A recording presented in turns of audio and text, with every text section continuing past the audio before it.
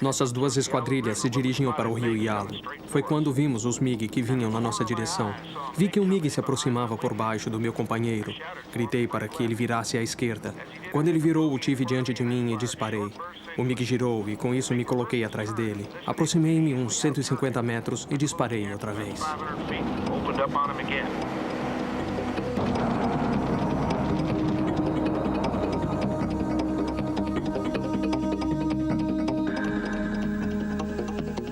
Tudo sobre aviões de combate.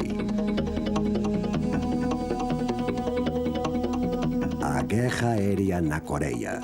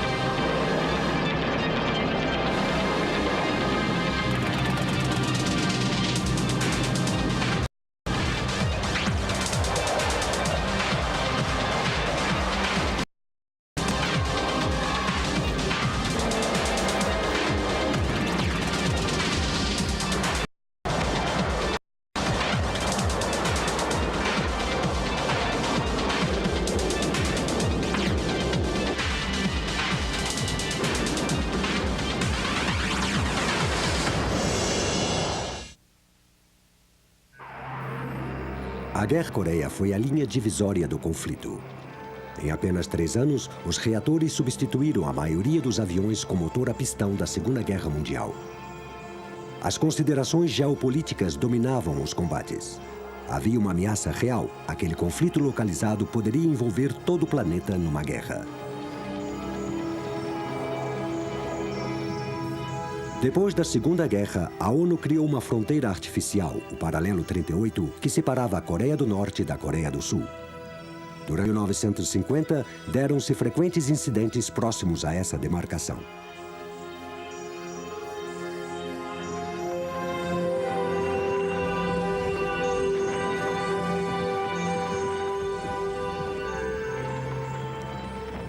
A rivalidade aumentou e, em 25 de junho daquele ano, depois de uma importante mobilização secreta, 8 divisões do exército norte-coreano comunista cruzaram o Paralelo 38 e invadiram a pró-ocidental República Democrática da Coreia. O objetivo dos invasores era o de reunificar todo o país em um único governo comunista. Estas divisões contavam com a cobertura das unidades aéreas de combate de fabricação soviética. A resistência das Forças Armadas do Sul foi rapidamente aniquilada.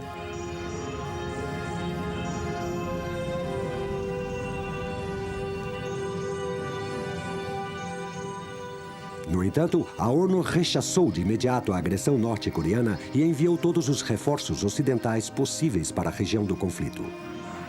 Os grupos de porta-aviões dos Estados Unidos foram enviados ao Mar do Japão.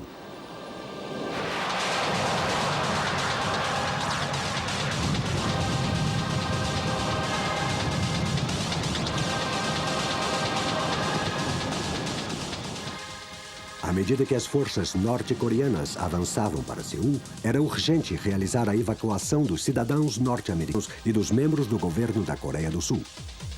Para essa missão, foram designados os transportes Douglas da Air Force. A missão era tarefa para os únicos aviões de combate no Japão, os antigos reatores Shooting Star e os caças Twin Mustang.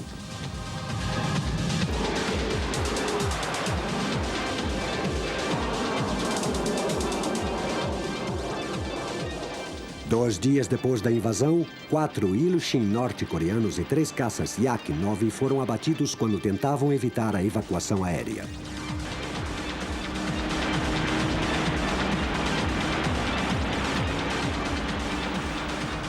Os comunistas avançaram em direção ao sul e, em 28 de junho, tomaram a capital e sua base aérea de Kimpo. Para a Força Aérea Norte-Americana, era urgente um apoio aéreo às tropas. Com esta finalidade, foram enviadas 3 esquadrilhas de F-51 Mustang de ataque à superfície.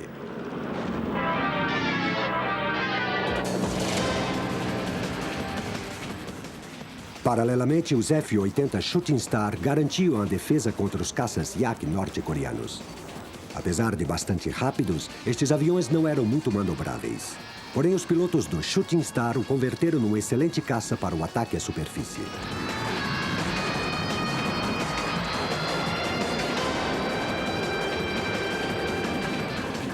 Com o compromisso de apoiar a defesa da Coreia do Sul, a ONU convocou as forças terrestres para impedir o avanço comunista. 6 países enviaram pilotos e aviões e os soldados de 16 nações foram deslocados para a zona do conflito.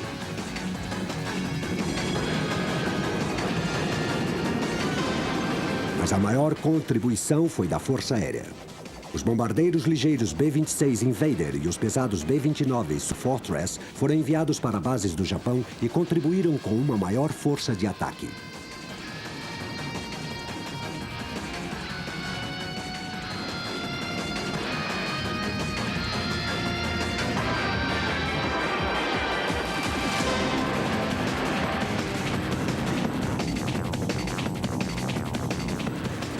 O poder aeronaval também se estendeu de forma similar, com um grande número de aviões norte-americanos, britânicos e australianos deslocados para aquela região.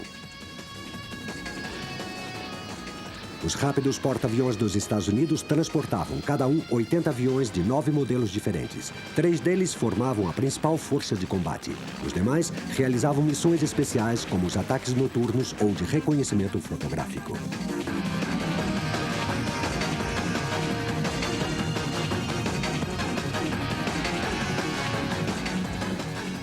O principal avião de combate da Marinha na Coreia foi o Douglas Skyrider. Armado com 4 canhões de 20 mm, possuía uma excelente capacidade de armamento. O Skyrider podia transportar quase 4 toneladas em bombas e foguetes.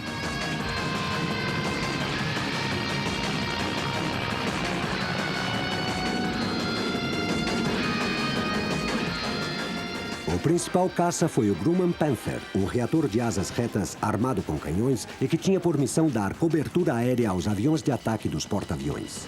Os ataques mais mortíferos foram realizados pelo veterano Vought Corsair. Durante a guerra, tanto na Marinha norte-americana como no Corpo de Marines, este avião teve um papel de destaque pelo seu rendimento nos ataques à superfície e no apoio às tropas.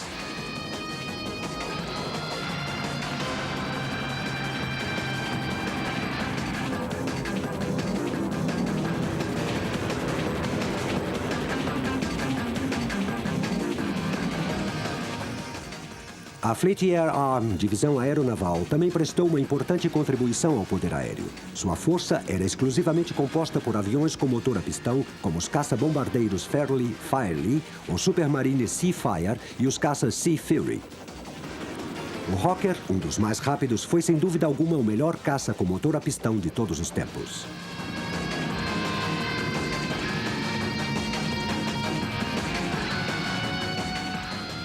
No início de julho, foram realizados os primeiros ataques dos porta-aviões contra as bases aéreas norte-coreanas.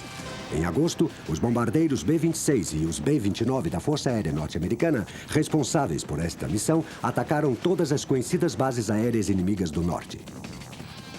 Em outubro, 110 aviões, a maior parte da força norte-coreana, foram destruídos ainda em terra.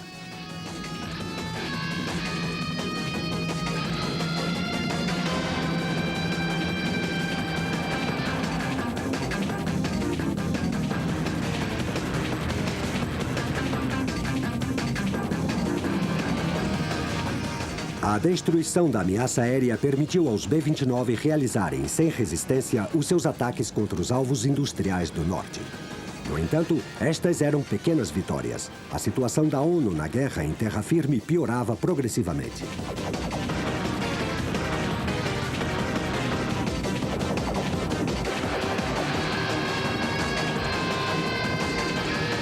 Com o avanço das tropas comunistas, foi ampliada a campanha de interdição para atacar as principais rotas de abastecimento em direção ao sul e para impedir o avanço das colunas blindadas norte-coreanas pelas estradas e pontes.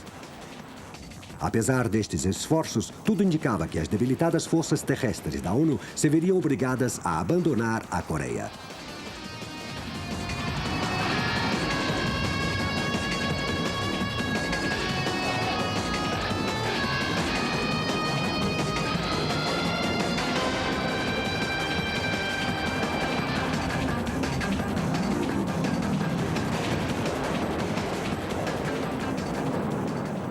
Em setembro, o exército da Coreia do Norte já tinha tomado todo o sul, com exceção de uma pequena área no extremo sudeste conhecida como Perímetro de Pusan. Como a ONU não possuía bases aéreas utilizáveis na Coreia do Sul, quase todas as suas operações aéreas foram realizadas desde os porta-aviões ou do Japão.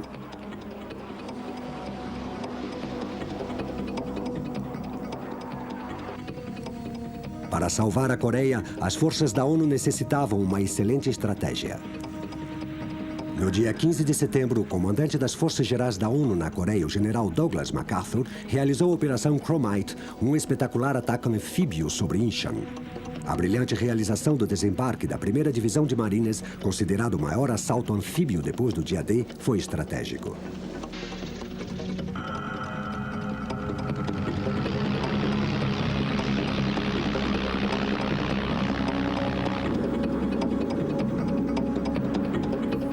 O apoio aéreo foi dado por 6 aviões que atacaram as rotas avançadas de abastecimento do exército da Coreia do Norte.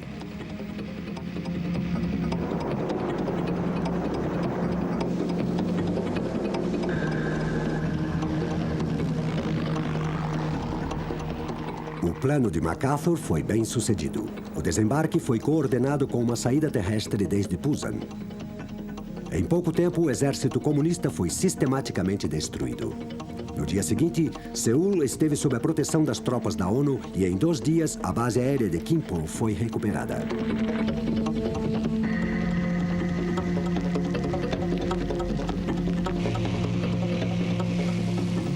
Com esta implacável derrota, o exército norte-coreano retirou-se até o paralelo 38. No final de setembro, existiam apenas poucas forças comunistas organizadas ao sul da fronteira.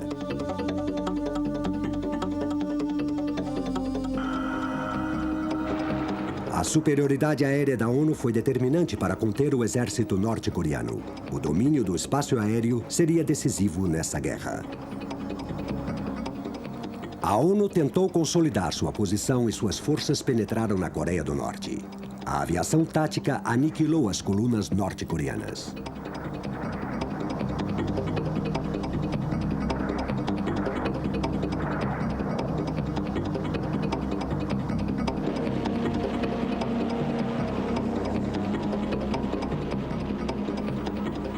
No dia 19 de outubro, as forças da ONU, depois do avanço até o coração da Coreia do Norte, capturaram a capital Pyongyang.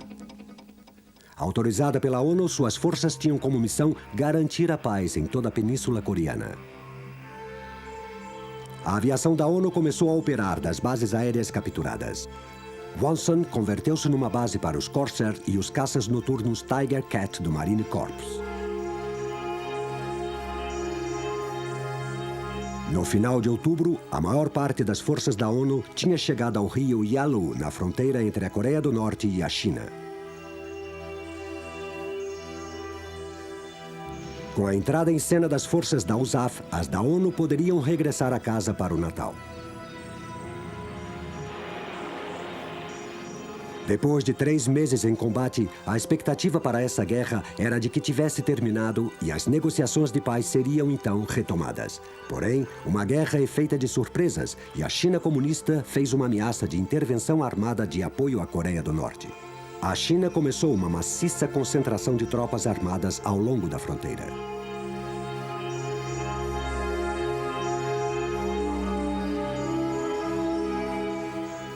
O general MacArthur, contrário ao objetivo da ONU de restaurar a divisão dos 2 estados no paralelo 38, manifestou a sua intenção de uma ocupação militar da Coreia do Norte. A prolongação da guerra e o conflito com a China pareciam inevitáveis.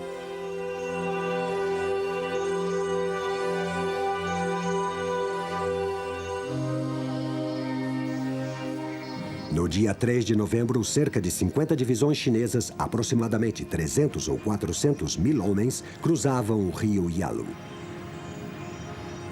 O ataque foi praticamente surpresa. A Guerra da Coreia teve, então, terríveis dimensões. A China atacou a linha de frente da ONU em toda a sua extensão. Todos os aviões de ataque à superfície que estavam disponíveis foram chamados para cobrir a retirada.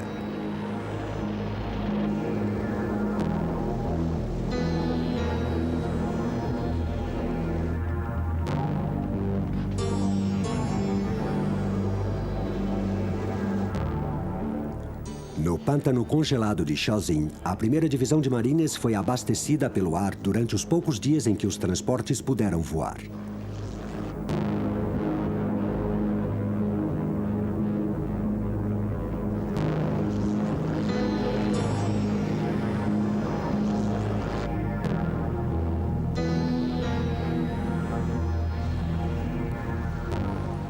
A Força Expedicionária de Porta-Aviões 77 da US Navy navegou até o norte para atacar os chineses que cruzavam o rio Yalu. Além de lutar contra os chineses e coreanos, os aviões tinham de combater um outro inimigo, o inverno.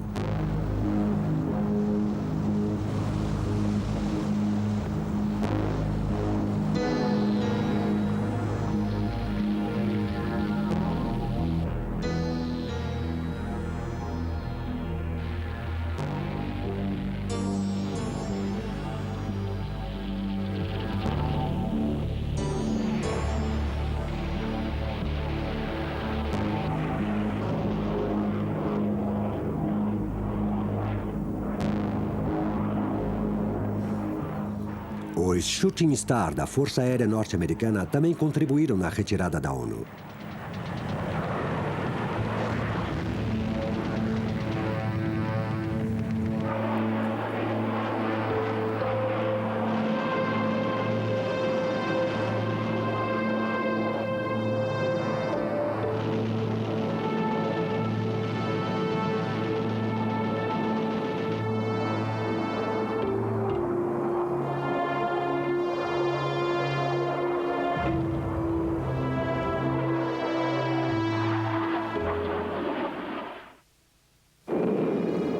A intervenção da China e a participação do caça-reação soviético MiG-15 alteraram de maneira decisiva o domínio do espaço aéreo.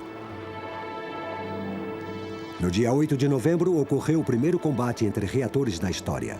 O tenente Russell Brown, da USAF, pilotando um F-80, abateu um MiG-15 chinês sobre o rio Yalu.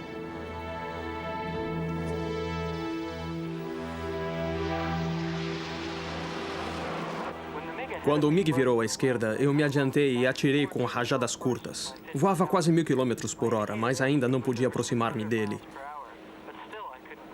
O momento decisivo foi quando esteve a uns 300 metros. Então, disparei.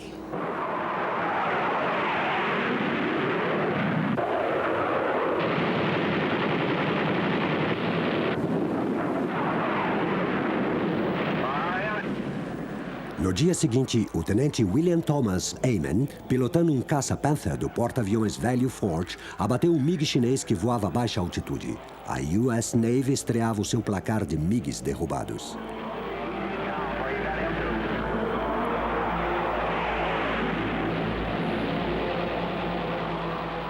No final de novembro, 250 mil soldados chineses estavam combatendo na Coreia em igual número aos dos exércitos da ONU.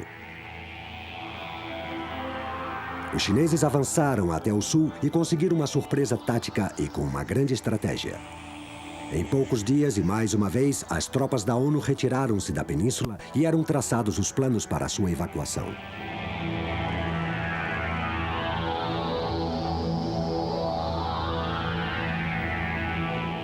No final do ano, a agressão chinesa foi interrompida e no final de janeiro de 51 foi estabelecida uma nova linha de frente no sul do paralelo 38.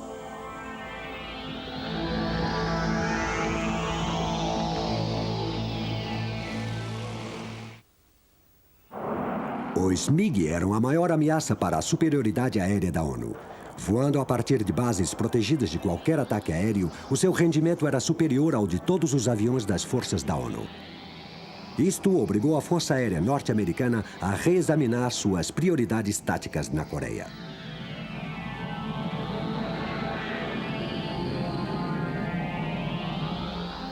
Mesmo que os Shooting Star e os Panther pudessem atacar os MiGs, existia um perigo iminente. A ONU não tardaria em perder o domínio aéreo da Coreia. O alto comando da USAF enviou uma esquadrilha de Sabre que, semelhante ao MiG, era o único avião aliado capaz de enfrentá-lo.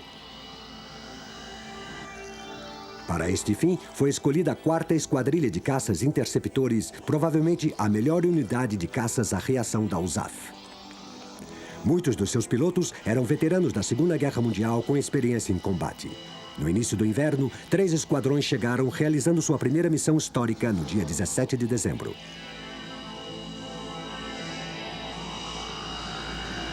Quatro Sabres partiram em direção ao rio Yalu. Contra eles, os MiG decolaram com rapidez desde uma das diversas bases da Manchúria.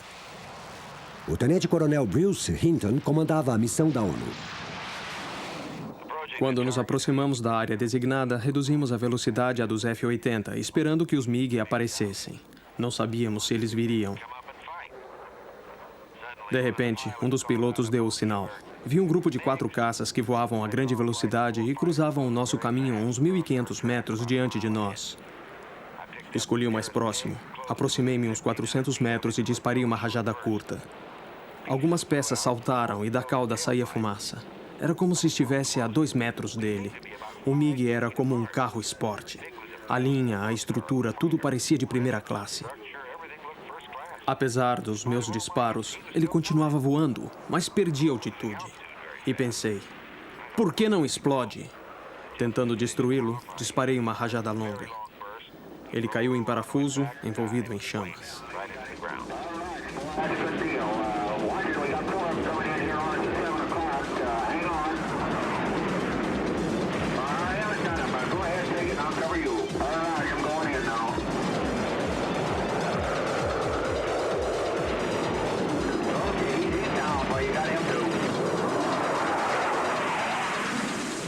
Equipado com 6 metralhadoras de calibre 50, o F-86 voava sem um grande carregamento de armas. Em muitos casos, durante a batalha, o enorme caça comunista aguentaria muitos danos, mas conseguiria voltar à base. Quando Hinton regressou a Kimpo, constatou-se que, durante o seu combate, gastou praticamente toda a sua munição, 1.800 cartuchos. No dia 22, outros 6 MiGs foram abatidos em combate. No final de dezembro de 50, os pilotos do Sabre demonstraram que podiam dominar os MiG.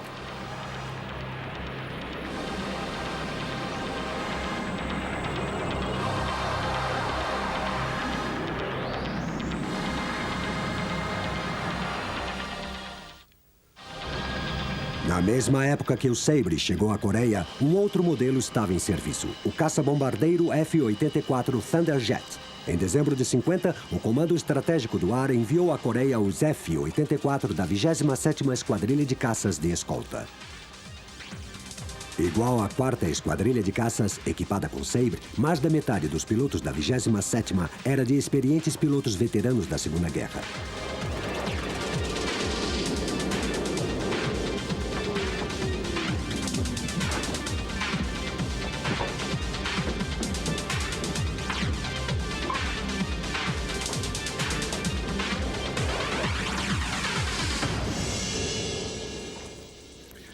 As missões dos F-84 eram destruir o poder aéreo inimigo, apoiar as forças terrestres da ONU e atacar as rotas comunistas de abastecimento. O Thunderjet, que substituiu o F-80 e o F-51, demonstrou uma enorme capacidade como caça-bombardeiro. Apesar dos danos sofridos, com frequência os pilotos conseguiam regressar aos seus campos de aviação. No final de janeiro de 51, ao abater 5 MiG, os Thunderjet fizeram os primeiros prisioneiros da ONU.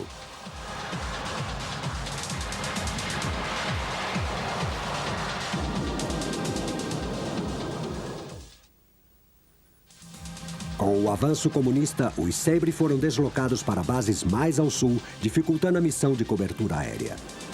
Mais que nunca, o trabalho dos porta-aviões norte-americanos, britânicos e australianos era importante.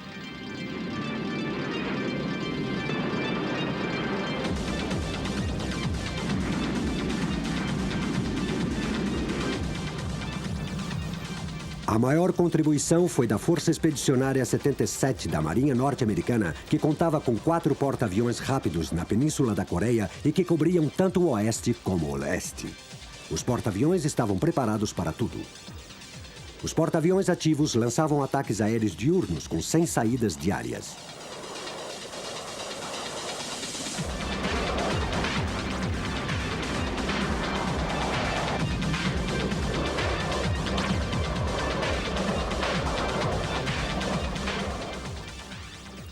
Enquanto os comunistas concentravam suas forças na ofensiva da primavera de 51, os aviões navais conseguiam 2 sucessos notáveis.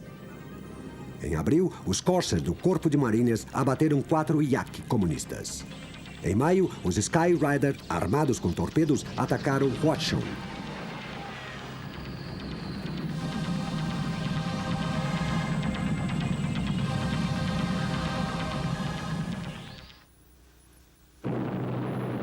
Até então, os bombardeiros da ONU tinham realizado sua campanha de interdição quase sem resistência. Porém, esta situação reverteu-se em janeiro de 51, quando os MiG começaram a apresentar uma oposição mais séria.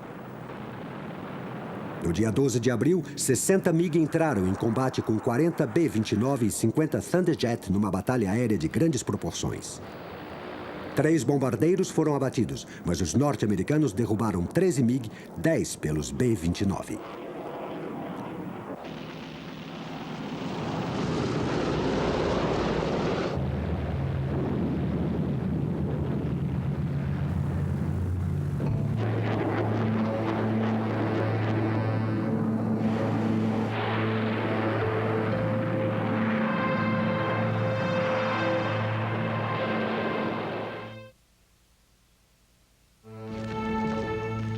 A ofensiva comunista não conseguiu invadir a Coreia do Sul. No entanto, a ONU foi obrigada a abandonar seu projeto original de unificação do Norte com o Sul.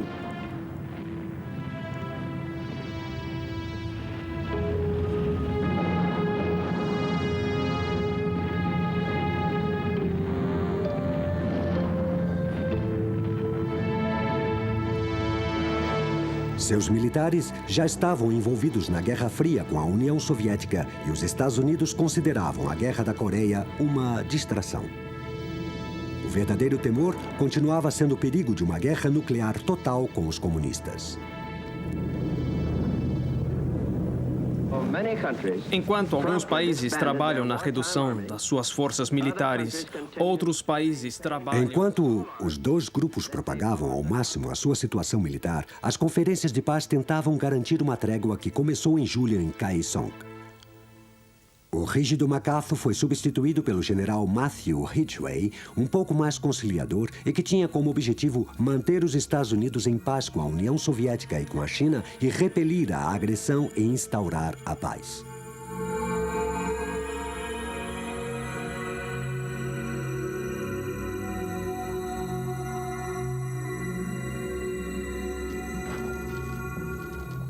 Uma das últimas operações planejadas antes da mudança de comando foi uma maciça ofensiva aérea contra as rotas comunistas de abastecimento chamada Operação Estrangulamento. Devido à vulnerabilidade das linhas férreas, o abastecimento dependia praticamente da rede de estradas.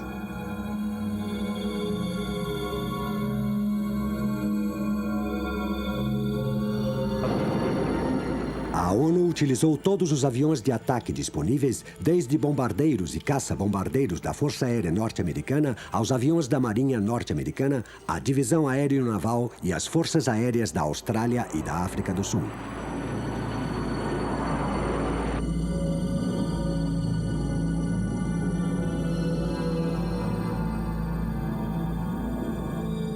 Estradas, pontes, portos e depósitos de provisões foram atacados continuamente.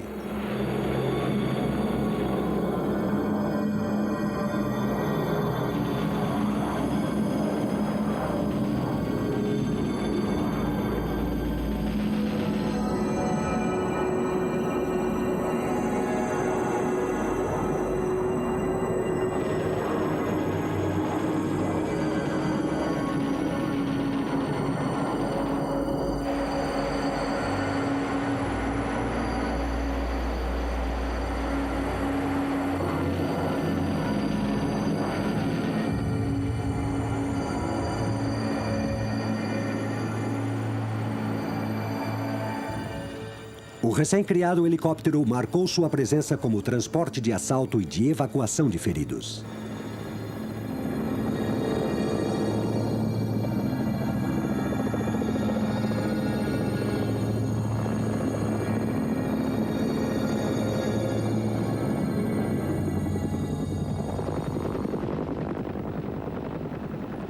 Os aviões das tropas do Corpo de Mariners e os bombardeiros B-26 da Air Force também determinaram o impedimento da ofensiva comunista ao sul do paralelo 38.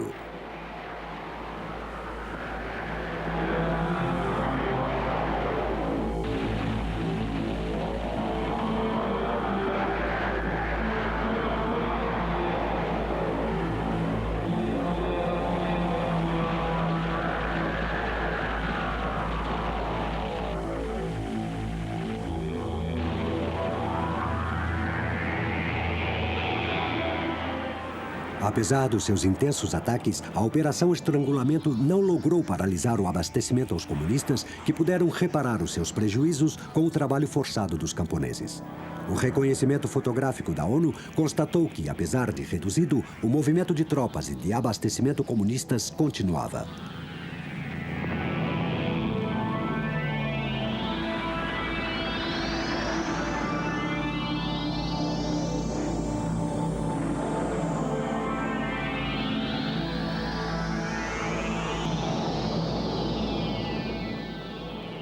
Os norte-coreanos responderam com um intenso fogo terrestre aos bombardeios efetuados sobre suas cidades e os seus portos.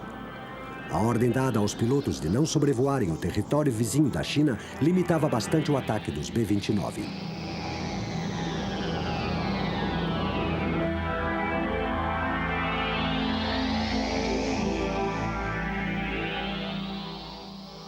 A operação provocou novos combates aéreos. Em junho de 51, existiam 450 MiG comunistas em serviço e apenas 90 Sabre da USAF. Sendo o rendimento do modelo A muito inferior ao do MiG, os norte-americanos desenvolveram uma versão atualizada, o F-86E, que realizou operações de combate no mês de setembro. O modelo E apresentava uma cauda all-flying que permitiu uma melhor manobra a grande velocidade.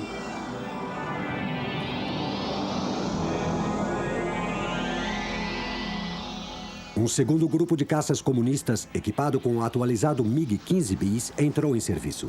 Sabia-se que nas missões de combate na Coreia, os MiG eram pilotados por assessores soviéticos.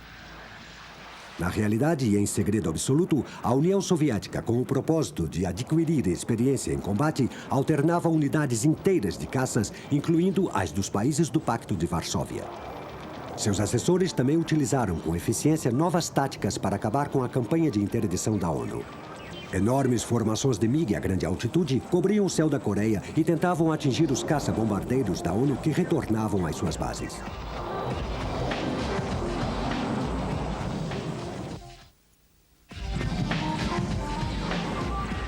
Em meados de setembro, as operações da Marinha norte-americana efetuadas da costa este da Coreia sofreram um contratempo.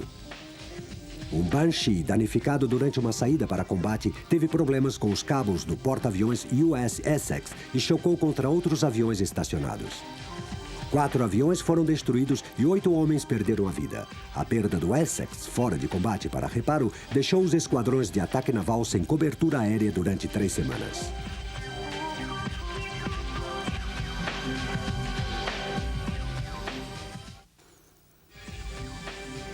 Desde 1952, com a ameaça dos MiG, a Força Aérea Norte-Americana gradualmente deixou de utilizar os seus aviões mais antigos, contando com eles somente em operações de menor envergadura.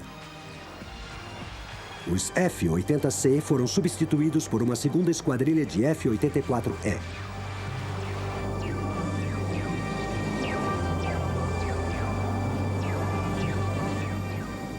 Uma segunda esquadrilha de Sabre entrou em serviço e, como consequência, o número dos MiG destruídos aumentou consideravelmente. A agressividade dos pilotos dos MiG aumentou e muitos combates foram realizados a grande altitude, o que era vantajoso para os MiG. Mesmo assim, a conta aumentou. Em março foram destruídos 39 MiGs e, em abril, mais 44 foram abatidos.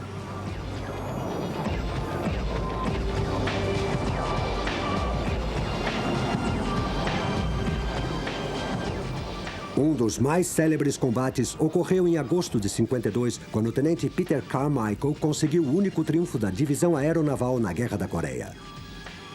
8 MiG atacaram a sua esquadrilha composta de 4 Sea Fury, caças com motor de pistão e, portanto, mais manobráveis. Os MiG perderam.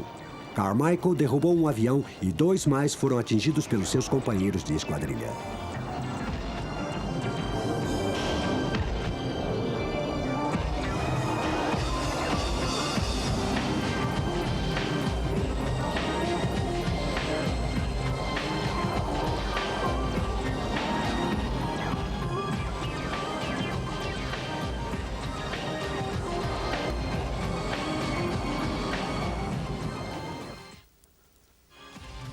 Em Panmunjom, as discussões sobre a repatriação de prisioneiros prolongaram a guerra. Os combates terrestres continuavam sendo sanguinários e cruéis. As linhas de frente tinham se mantido estáveis em 1951, mas em 1952, apesar das enormes perdas, os chineses avançaram.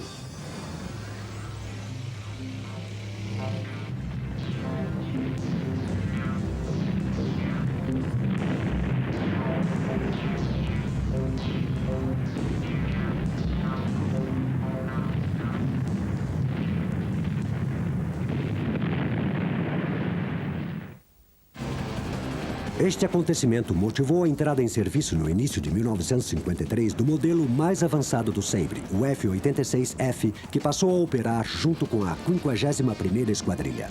Na primavera, já existiam 4 esquadrilhas de F-86F na Coreia. Durante os últimos 6 meses da guerra, estes caças dominaram totalmente o espaço aéreo e abateram 308 aviões inimigos. Somente em junho, 77 MiG foram derrubados. Nenhum Sabre foi abatido.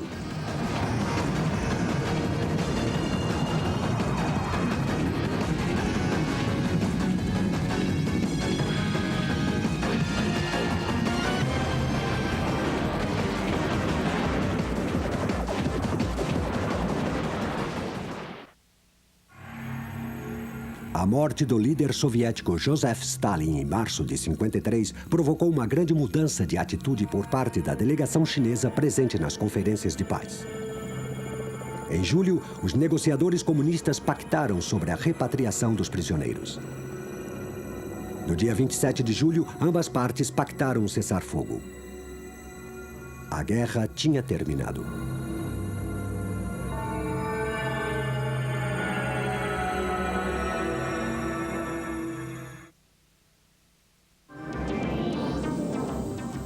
Depois da Segunda Guerra Mundial, a Guerra da Coreia foi uma importante lição para os conflitos futuros e serviu de modelo para uma nova técnica de combate, tanto na terra como no ar. O poder aéreo da ONU foi determinante para conter as forças comunistas na terra e destruí-las no ar.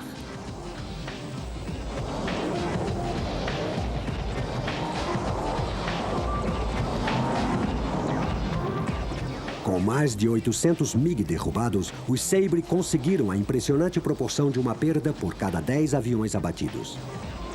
39 dos seus ases abateram mais de 300, o que demonstra que o treinamento e a experiência operacional dos pilotos conduzem à superioridade no combate, apesar de que o rendimento dos seus aviões seja inferior.